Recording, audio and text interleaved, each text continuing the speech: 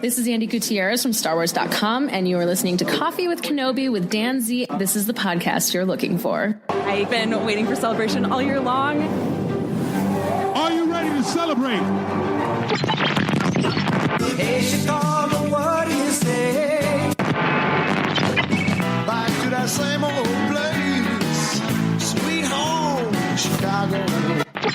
Celebrate good times, come on. Let's celebrate. Oh, and guess what? This is the podcast you're looking for. This is James Arnold Taylor, and you're listening to Coffee with Kenobi. I have a good feeling about this. This is the behind-the-scenes stuff you don't see. This is radio, so... I'm comfortable flying by the seat of my pants, but I'm not sure about my friends. Actually, you know what they're doing? They're ordering lunch. Yeah. Who wants the pastrami?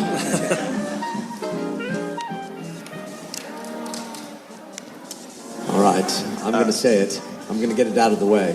Hello there.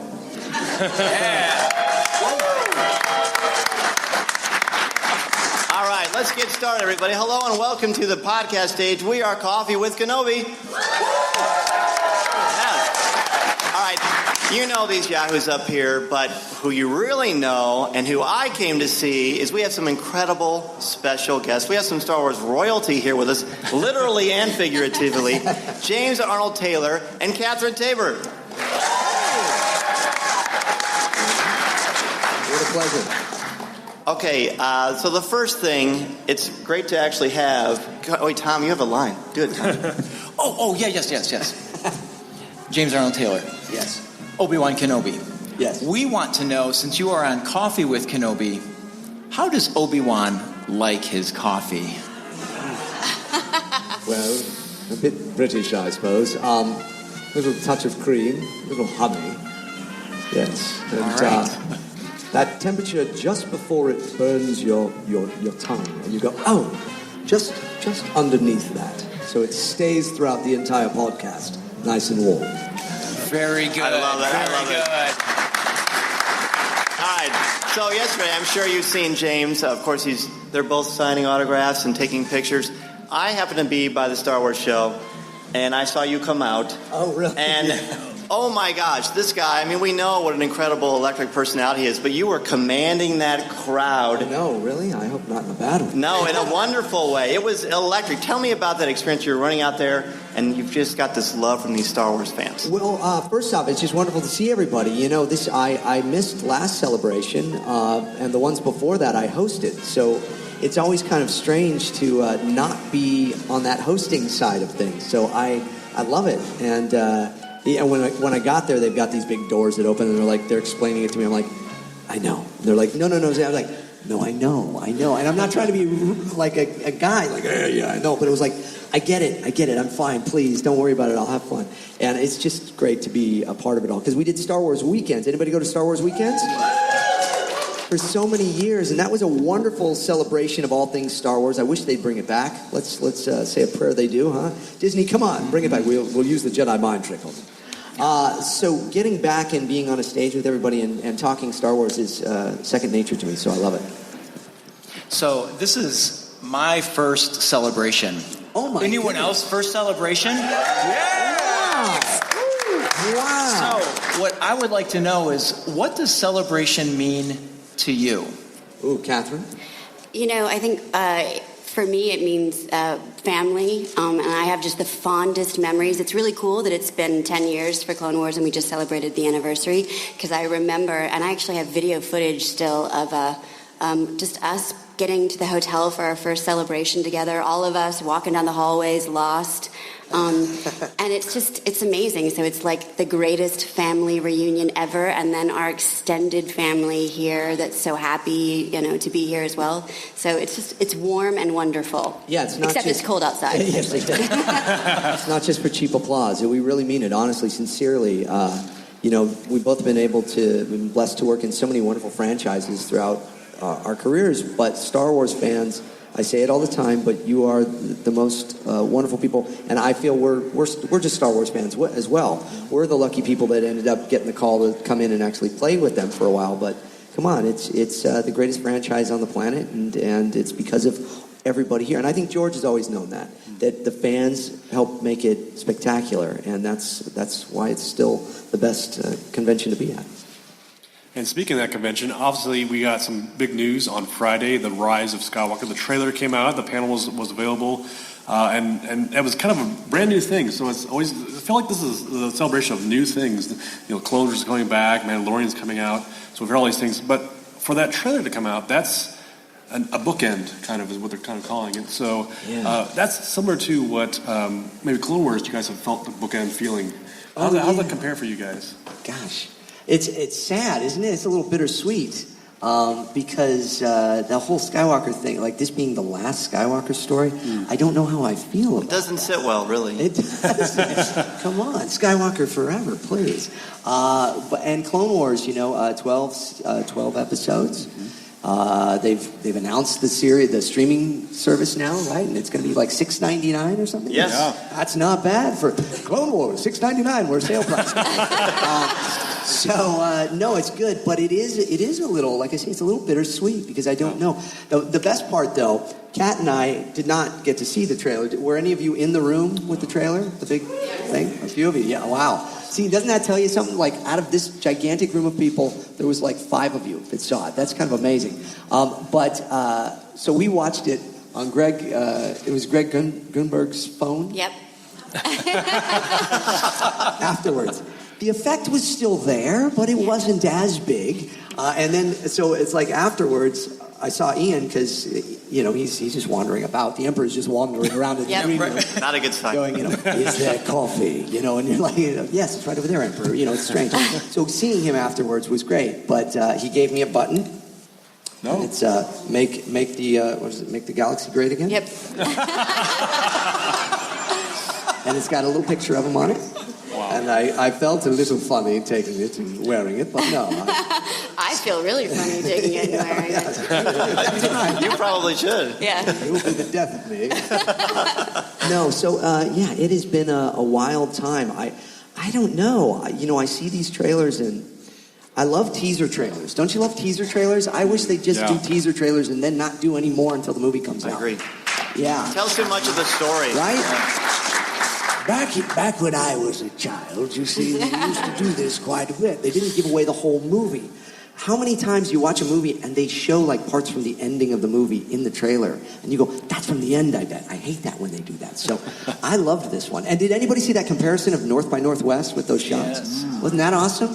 That's one of my favorite movies. I love North by Northwest, Hitchcock. So, yeah. I'm going on and on. You guys can... No, it's okay. That's okay. All right, so I'm going to put you both on the spot a little bit. In a good, safe... Because I don't see any Filoni snipers in the room that we're aware of. Oh, they're always about. That's right. So what can you tell us? Obviously, we've got a Clone Wars panel coming up quite soon. What can you tell us about the upcoming season? Nothing. So, all right, thanks, everybody. Any other questions? Here's the thing. It's worked like any other season of Clone Wars. You go in if you're needed. You get the pages that you speak on, and then that's it. So they have to keep things pretty secret. When we were doing the other seasons, there were times where they would move us out of the room. Yeah. And that always felt strange. Padme, Obi-Wan, you go away. We're keeping Ahsoka and Anakin. You're like, wait a second. So I can say this. It is going to be beautiful and sounds wonderful. It looks wonderful. The stories are wonderful. You all will be very excited and thrilled and not disappointed. You will not be disappointed. I can say that honestly, and I think that's safe to say. Oh, I absolutely believe that. So I know how he felt because he was on and we talked about the return of this. What was it like for you to get the news and to go into that booth again to record just for Clone Wars? Because obviously you're a very busy person. Your audiobook, Queen Shadow, is amazing. Thank you. Thank you. Thank you. And that's the dream team right there. What was it like for you to find out that you were going to get back into this and record Clone Wars again? I think the overall reaction for everyone was just, again, and I said this already, but it was just, it wasn't just that it was exciting about the show, but just this overall idea that, like, if people fight for something good that they really want, that it actually works. So it was just like this big, hopeful, wonderful feeling that, like, actually there is good in the world, and Clone Wars is back. That's right. Yeah, we were genuinely surprised. We thought, I had said it on my YouTube channel and many times to people, and probably with you guys. Yeah. I'm sorry, it doesn't look like it's ever going to come back. We just didn't think it would, but persistence pays off. It really does. Thank you all, because that Clone Wars saved was. So I have hope that actually it was not Padme in the funeral procession still, and that it was a decoy. So, now I'm really, like, I'm like, you can hope for anything, and maybe it will be true. So, Padme's not dead. No, I'm just kidding. Right. Yeah, Padme lives. Now we got new t-shirts. There's a new hashtag. Somebody started. Start the hashtag, yeah. And then, did anybody see on my Instagram, I posted a picture of this Padme with that other Anakin. Oh, yeah. I think it broke the internet, actually. And Anakin squared was nice, too. Here's the thing. You know who introduced Padme to Anakin? Anakin. Matt did. And then Obi-Wan took our picture. Yeah. Is that kind of like Inception? Is like an Anakin? Exactly. Okay, so you guys are obviously, you have to go. Oh, yeah. Do you? I mean, you're welcome to stay the whole time. I will say this, though. When we were meeting with Hayden, the one thing he said that was really lovely, he first off, what a genuinely beautiful, wonderful, warm human being. And he looked at me and he said, you guys have done so much for this franchise. Thank you. True. Like, come on. I said, you're not so bad yourself. Yeah. And he really meant it. Sure. So it was beautiful. Yeah, he knew who all of us were and was like, it was just really neat. Clone Wars, the animated series of Clone Wars, I think is the soul of the prequel trilogy, and it's why I relate to your characters. It's because of the work you all have done, so thank you. Oh, thank you. Please, thank you. It's true. Absolutely. Yeah. It's true. So, if you don't subscribe to the Jatcast, you need to just ignore me for a few minutes because you're too busy subscribing. It's on iTunes. It's everywhere. It's this guy, and it's inspiring. It's Christian. It's funny. It's entertaining. It's wonderful. James Arnold Taylor, Kat Tabor, thank you guys. Sure. Thank you guys. So much. Thank you guys. All right. Yes. Catherine at Kat Tabor? Yep. Okay, on Instagram and Twitter? Yep. All right. And we're making a movie soon that we're both in, that I wrote for us, and that'll be coming out soon. And we'll come on Coffee with Kenobi and talk about it. Yeah, we definitely. You hear that? I love it. I love it. Yeah, we're actually. Hey, you passed the audition. Nice job. Yeah, I'm growing the beard out for it, but everybody keeps going, oh, well. It's like, no, it's not. No, something else. So, yes. Anyways, all right. Thank you all so much. May the force be with you. It is strong in this room indeed. And I'm leaving you in capable hands now, yes? Thank you, guys. Kat Tabor and James Arnold Taylor, everybody.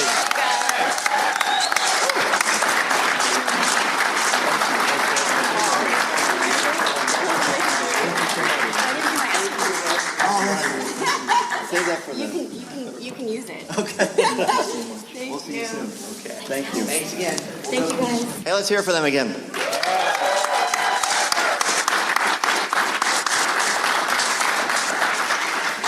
Now we have to talk, right? Yeah, so that was amazing, right? Wow. Indeed. That, we got to say, I'm not sure if you're aware of this, but James surprised us with Catherine Tabor. We didn't know she was going to be here. That was quite a treat.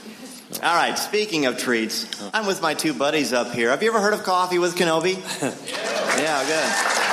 I'm glad. All right, guys. Tom, as we know, this is your first celebration. I want to talk about some of the highlights that you have so far. Corey, let's start with you. Me? Yeah. Yeah, I mean, we kind of talked about this through the last couple of days. Just overall, get back to the hotel room. You guys probably experienced this. What was the best thing? What was the worst thing? And we kind of talked to this topic really quick on the ride over here. And for first and foremost, I'm impressed with the fans. Just from the cosplay to just the genuine conversations I've had with people in line, sitting in panels, sitting in just different booths and stuff like that. I think it's really cool to see the Star Wars community come together, and we kind of talked about that's the what makes Star Wars Star Wars. And I think that, yes, movies are coming out, TV shows are coming out, but the fans are what make this franchise completely. Oh, I agree. And I think was anyone here at the podcast meetup last night?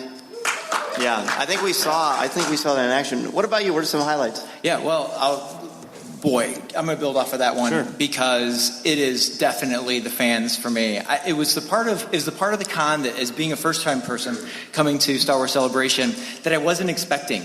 I've been to other cons where you've got a pocket of Star Wars fans, you've got a pocket of Marvel and DC, and fans kind of from all over coming together, which is a unique experience in and of itself. But coming here to Star Wars, everybody loves the same thing. And so, it's so much fun just going out and being able to, standing in line for the store, just, striking up conversation with anybody is so easy. Like, hey, what did you like about Star Wars? And boom, you're done. And you have a 2-hour conversation.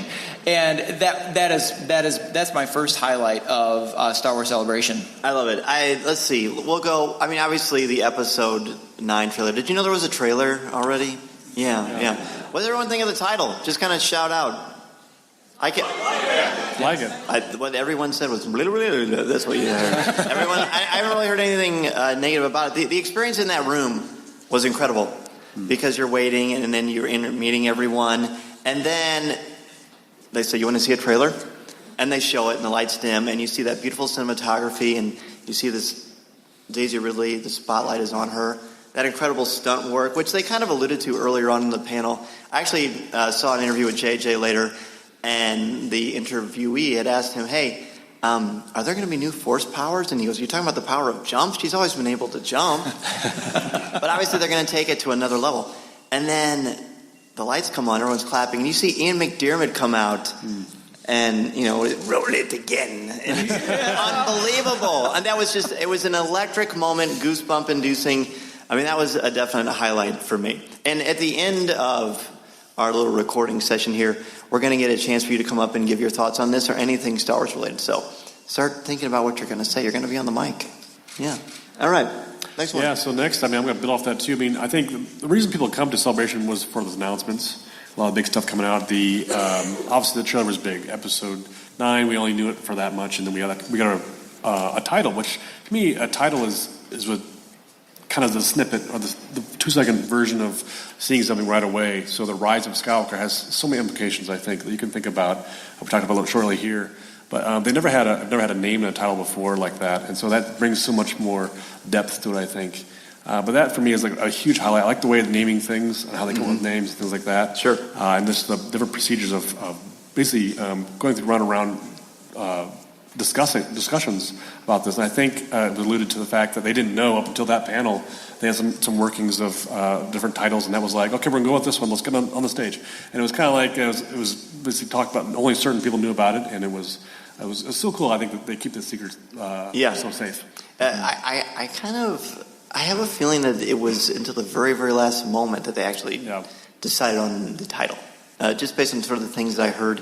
And the way people were reacting, even like some people in Lucasfilm, I think it was a big surprise to a lot of people. Yeah. And actually, Episode 9 is my second item of the highlight of the con so far. But as usual on the show, I have a very different take on it.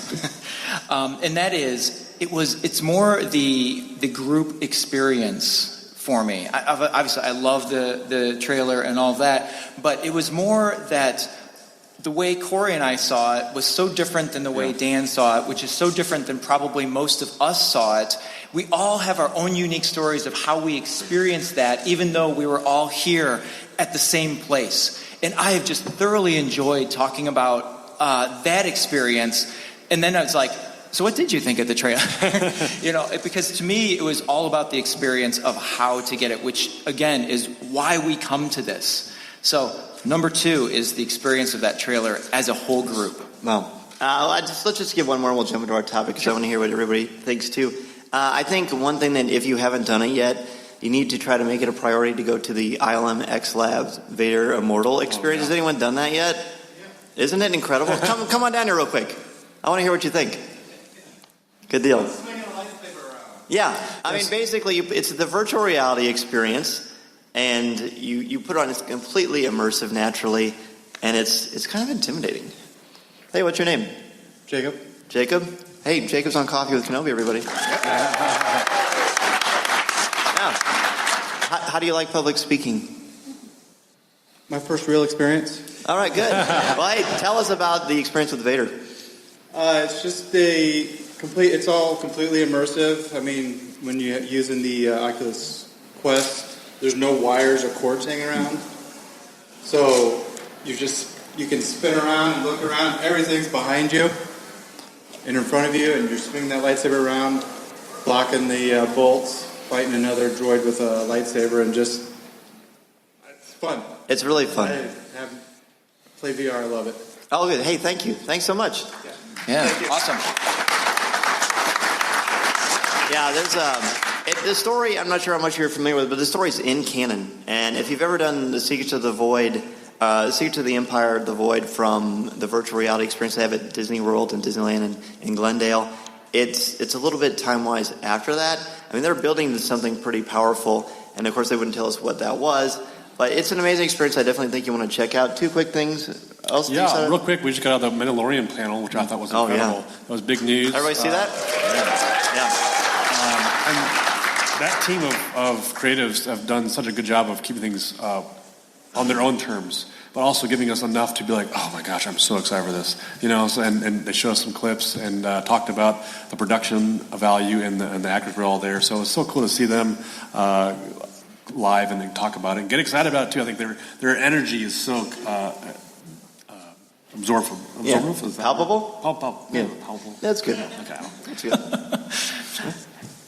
And then I guess my last one is, and I'm sure you can all only imagine what this would be like. It relates. It goes back to my theme of being the first time being here at Star Wars Celebration. And it may sound like a lame top three, but this is true. Being able to hang out with two of my very best friends, Corey and Dan, and then all of my hundreds of new friends too. So, I agree. It said secret on here. I was like, wonder what that is. That smiley face. We know it's secret. We have a Patreon show, and we try to do some behind-the-scenes stuff with our lens. And the other night we had a push-up contest. And we're all still alive, so that's a good thing. And we're having a great time together. I mean, I'm sure it's just there is a unique bond, I think, that is formed. Because let's be honest, this is a world where there are some challenging things that go on. But ultimately, you find peace in the things you love that build you up. And we build each other up through this community. And I think that's very much on display here. So thank you for helping to perpetuate that, for real. Exactly. All right, we got a topic. We actually have a topic. The topic came from the Patreon show. Yeah, it did. We made it on the Patreon show. It is. We have our top 4 Star Wars moments. There was a hashtag a couple of weeks ago where people were putting pictures of their top 4 Star Wars moments, whether it be from the films, comics, literature, animated stuff. It doesn't really matter. So we have decided that would be a kind of a fun thing to do. And then you can share what you have as well as any other questions you might have. So I actually haven't even made mine up yet. I'm going to make these up as I go. I was making mine up as I was walking. Yeah, no, I work better that way. I just kind of trust it's going to happen. He's a librarian, so he's got prepared. All right, I'm prepared in a different way than you. Well, you'll go first. Right. Well, let's find out. Maybe I'm not. Tom's in first. I need to go first. Yeah. My notes are in my bag, but I think I've got it. Prepare. Sure, he's prepared. I'll go first. I was prepared. So my very first moment comes from, this top 4 moment is not just from the films, but it's from all medium of Star Wars story. So my first one comes from a novel.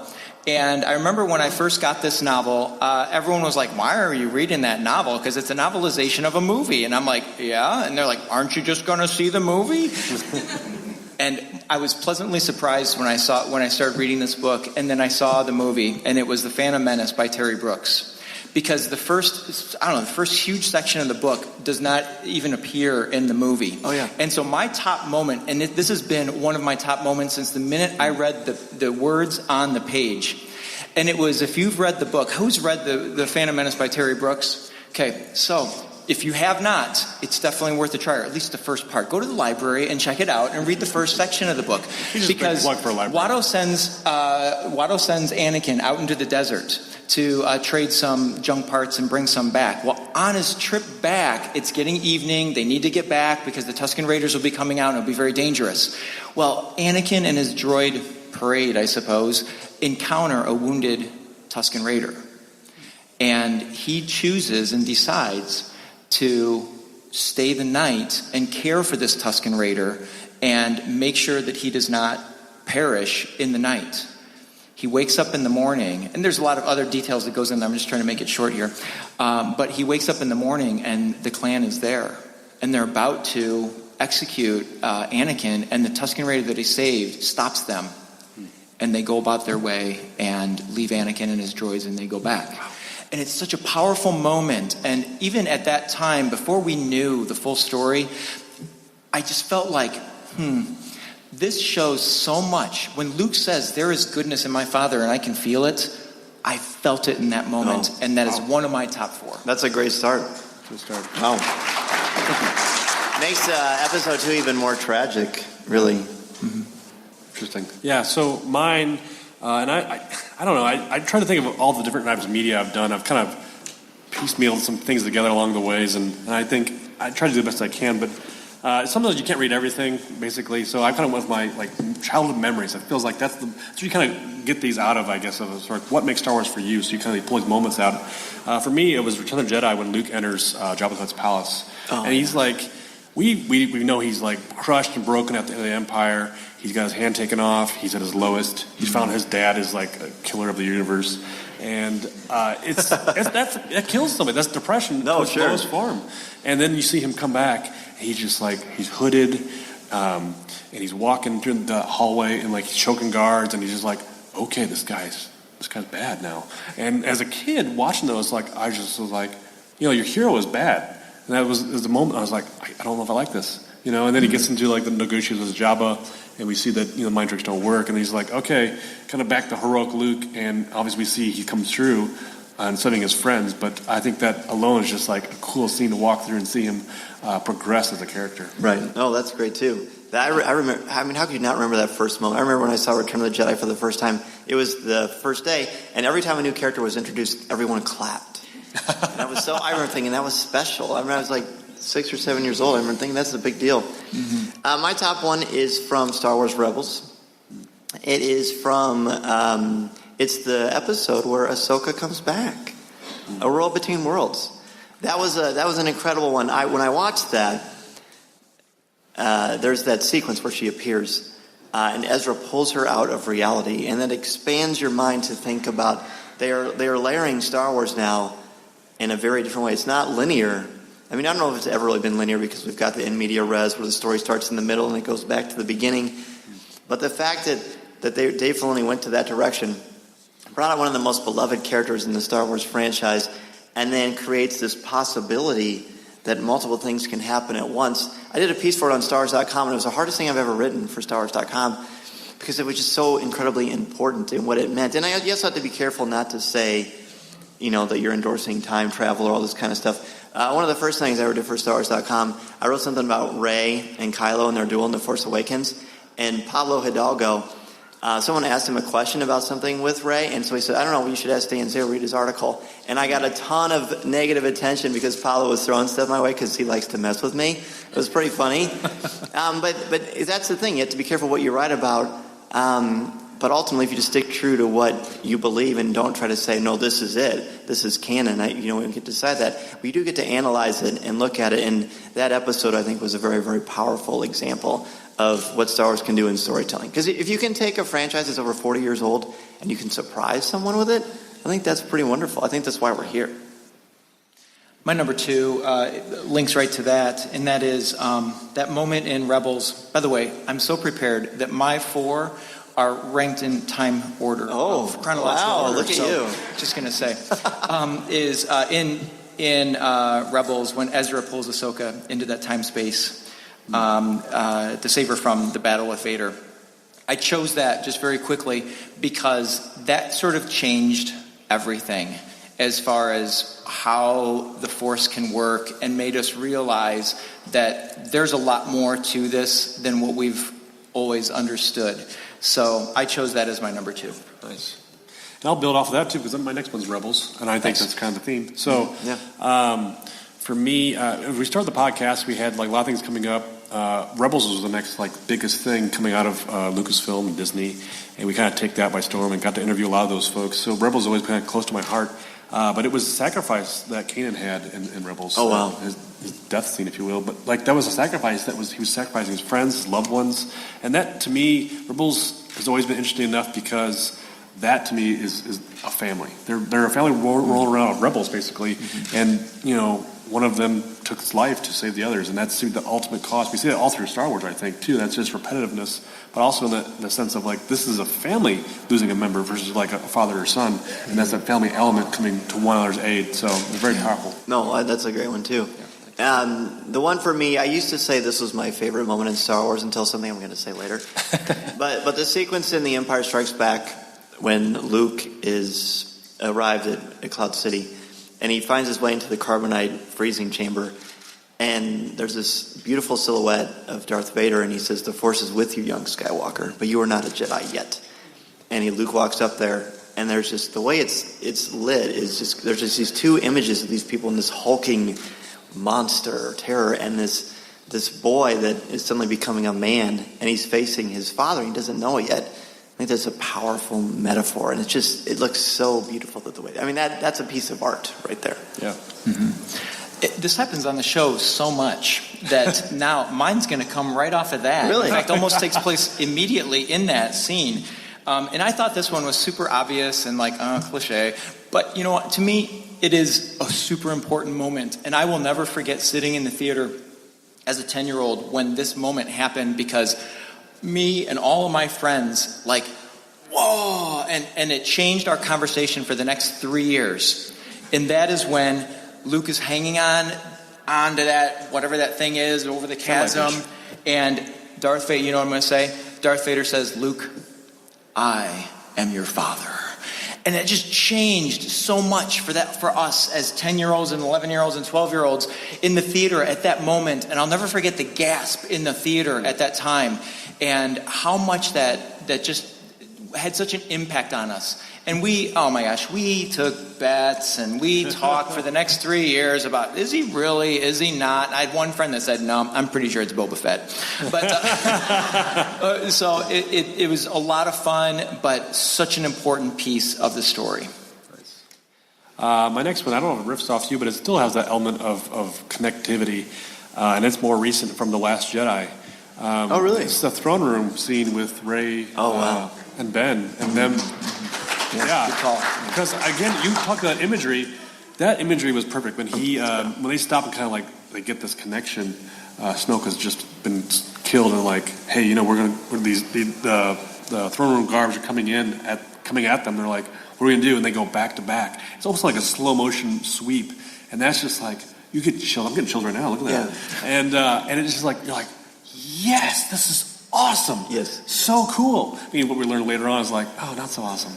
But that moment right there was this is for a new generation to be able to understand what it is to be a Star Wars fan, and in that essence of talking about your growing up and being a young one watching Star Wars for the first time. But this is another epic moment, I think, in Star Wars history that's lived out its meaning for relationships and of these characters working together.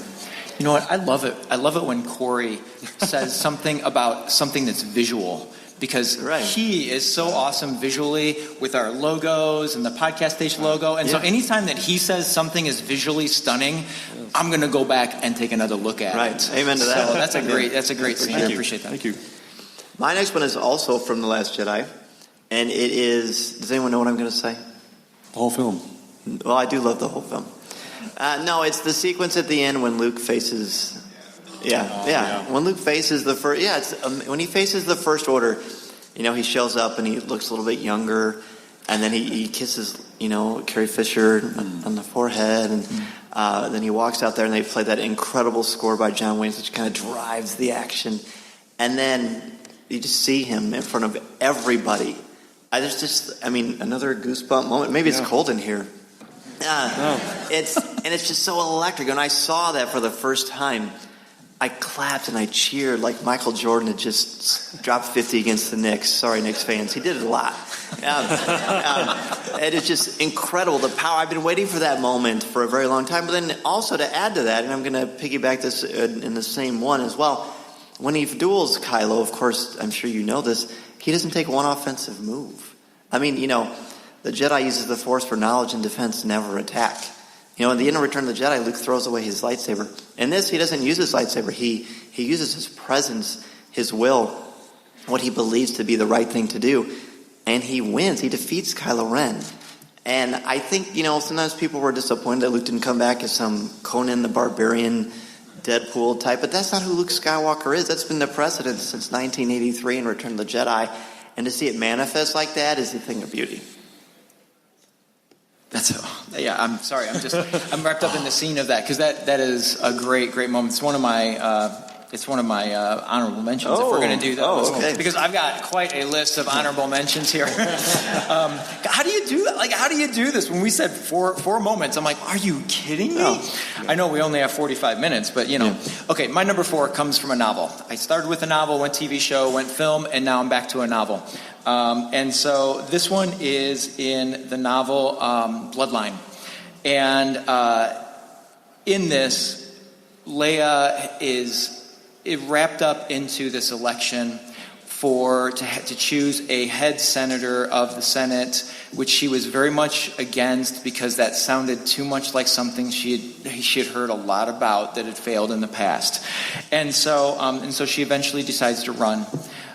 Because she thinks that, if she gets it, she'll do the right thing. And so it is in the political battle of that election process, it is discovered and revealed by her opponent that she is the daughter of Darth Vader. Mm-hmm. Yeah. And that was such a chilling moment of the novel. But when I try to place it into the whole story, I just think about how devastating that would be to her, coming from a family of politics, being a rebel, winning, and then into this position, and then that comes out, and how long that had been a secret. And so I just really feel like that is such an important moment because on the other side, so then you look post and consequence, is she starts the resistance. And because of that, if she had won that election, the resistance would look different, if it would be anything at all. Because I don't know that if she would have won that position, that anything would have improved much. She would have been mired in red tape and politics and all of that, and I think bad would have happened anyway. And so that's just my opinion, and we can all have our own opinions, of course, on that. But I think that was a huge moment in the Star Wars story when that came out. That was my honorable mention, and that moment is why that is my favorite novel in Star Wars. Yeah, that's Claudia Gray. Oh, wonderful. Yeah. My final one is kind of the classic one, and I got thinking about this, what is Star Wars without A New Hope in the very first film? You talked about kind of bringing the new twist to the franchise that's been around for 40 years, but this is the very first one that gets the twist, and it's very end when Han comes back to help Luke take on the Death Star. It's like, come on, kid, because we think he leaves, right? Right. And that's like, we're like, oh man, the team's broken up, the gang's dispersed, and here he has come back to save the group and help out and save his friends. Basically, he made friends. A scoundrel who never has friends, but Chewie is become new friends, and it's, to me, that's the power of relationship. That's the power of friendship, and that's what I think even harkens back to fandom in a sense of like fans and friends are together forever, and whenever they're having a bad moment or something like that, they can come to each other's aid and be able to support each other. I think that's the power of, even though you're flying the Millennium Falcon, but blasting a blaster at somebody is supporting them in some way. So I think that's really cool. During this entire conversation, how many of your lists kind of changed during this conversation? Mine has multiple times. Taxis, I'm proud of you. You haven't tried to put up the poster yet. Okay. Nice. Darth Taxis, you should follow him on Twitter. He's one of the funniest guys out there. All right, so my last one, and Dennis Keithley, who is probably the best guy analyzing Star Wars comics out there, besides our own Matt Moore and Jeff McGee, of course. Dennis, Darth Vader number 24, Kieran Gillen, that's my number 4. Okay. In that issue, Vader is in a place where has no agency, he has no power. The person who created his suit has put in a failsafe to immobilize him. And this is all canonical stuff. And so he, in this like a surreal dream sequence, he faces, with a lightsaber on Mustafar, he faces Anakin Skywalker, he faces Obi-Wan Kenobi, and he faces Padme. And he destroys all of them. And I remember reading that thinking, oh my gosh, like that is dark. That is real darkness. That is where he is. That's why it's so important that his son redeems him, because he goes to a place where he really is trying to kill those parts of himself that make him human. And you know why? One of the reasons he turned to the dark side is because of his love for Padme. And then he actually kills that. And that, I mean, that's Shakespearean. And that's why I keep coming back to this franchise. It's unbelievable. If you haven't read it yet, Kieran Gillen's 25-issue run of Darth Vader is amazing storytelling. All right. That's our 4, right? That's our 4. We're not going to do honorable mentions. We've got about 7 minutes left. We want to hear from each of you. And also, we're going to do our CWK selfie, too, if you got the shirt. So don't forget about that. But who wants to come up here and ask a question about Star Wars? Yeah, come on up. Yeah. Talk about your moment, anything about celebration, your favorite crayon. It doesn't really matter.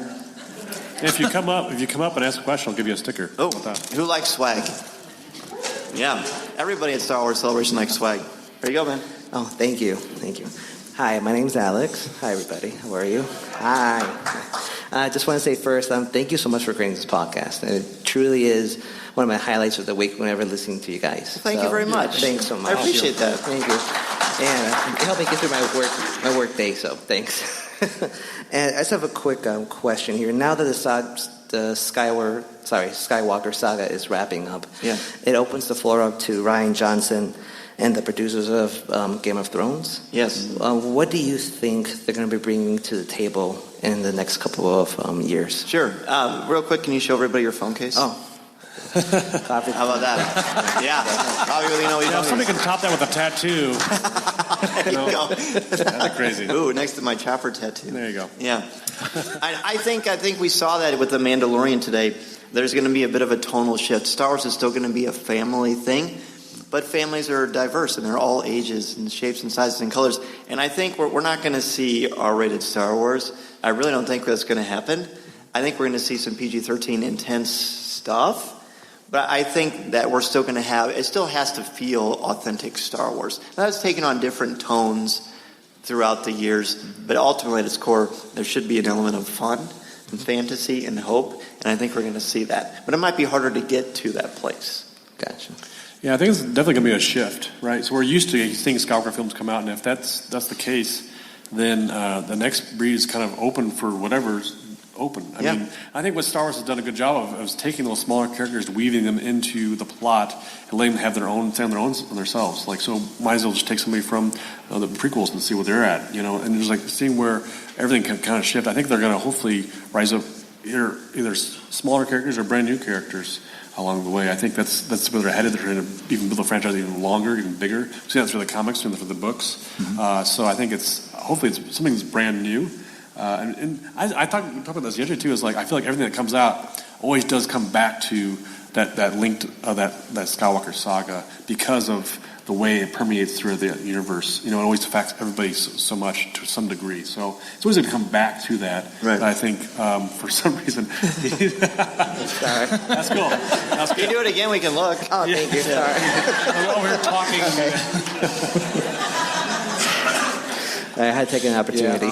And I guess the only thing I can say about it is one thing that I know it will be, and they said this was in the Mandalorian bit today, is it will be an adventure, a true Star Wars adventure, and I've no doubt that's exactly what it will be. Yeah. We used to see a quacking monkey lizard on a roast. Oh, yeah. That was a weird, like, should I be happy? Should I be upset? I don't know. Hey, thank you. Thank you so much. Anybody else want to come up? Anybody else? Yeah, I got a couple questions. Come on down.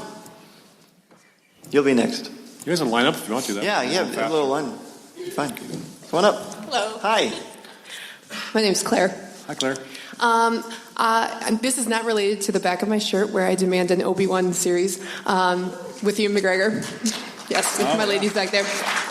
This is related to the YouTube series Star Wars Kids. Yes. And how Forces of Destiny was out, and then all of a sudden nobody talks about it anymore, and then Star Wars Kids came out. And I'm just wondering your thoughts on how that kind of ebbed and flowed. I can speak to that. Yeah, I mean, sure. This is my perspective, and I work in IT and design and marketing. Some of the things is like they push things out there with some great ideas, and I think, like, hey, let's give this a shot. Let's see how this goes. And I remember last celebration they came out with Forces of Destiny, and it was a hit at the show. Right. And then all of a sudden it kind of just like it kind of fade, right? But now they come out with the little clips of the basically reimagining the small sections of Star Wars as a cartoon. But they put those online, and they put those in front of you on Facebook and on media. So it's like, oh, I've got 2 minutes, I can watch this. But do I have $50 to invest in $1? I mean, it's true, right? I mean, you have to kind of, as a Star Wars fan, you have to be able to take things at a pace. And I think that, I don't think it's gone. I think it's just going to change, and they're going to change things around. But I mean, I'm not in charge of that. But I think that's my... Yet. Yeah.